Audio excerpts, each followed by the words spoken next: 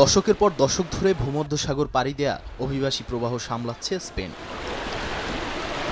এবার স্পেনের উত্তর পূর্বাঞ্চলে আদালতের নির্দেশে শুরু হয়েছে উচ্ছেদ অভিযান। বার্সেলোনার পাশের শ্রমজীবী শহর বাদালোনায় একটি পরিত্যক্ত স্কুল ভবন থেকে শতাধিক অভিবাসীকে সরিয়ে দেয় কাতালোনিয়ার আঞ্চলিক পুলিশ। নিরাপত্তা ঝুঁকির কারণ দেখিয়ে অভিযান চালানো হয়। এক পর্যায়ে পুলিশের সঙ্গে সংঘর্ষ শুরু হয় অভিবাসন প্রত্যাশীদের। 2023 সাল থেকে ভবনটিতে বসবাস করছিলেন সাব সাহারান অভিবাসীরা। তাদের বেশিরভাগই সেনেগাল ও গাম্বিয়া থেকে যাওয়া, অনেকেরই বৈধ কাগজপত্র নেই। আগে থেকে উচ্ছেদের খবর জানায় পুলিশ ঢোকার আগেই বেশিরভাগ বাসিন্দা সরে যান।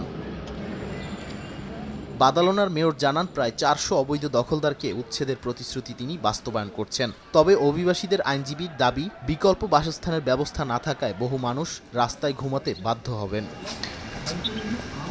স্থানীয় কর্তৃপক্ষের যুক্তি, ভবনটি জননিরাপত্তার জন্য ঝুঁকিপূর্ণ। 2020 সালে একই শহরে অবৈধদের বসবাসরত একটি কারখানায় অগ্নিকাণ্ডে 4 জন নিহত হন। এদিকে অভিবাসন বিরোধী অবস্থানের জন্য পরিচিত মেয়রের রাজনৈতিক অবস্থান নিয়েও বিতর্ক চলছে। নাদিম মারজান, সময় সংবাদ।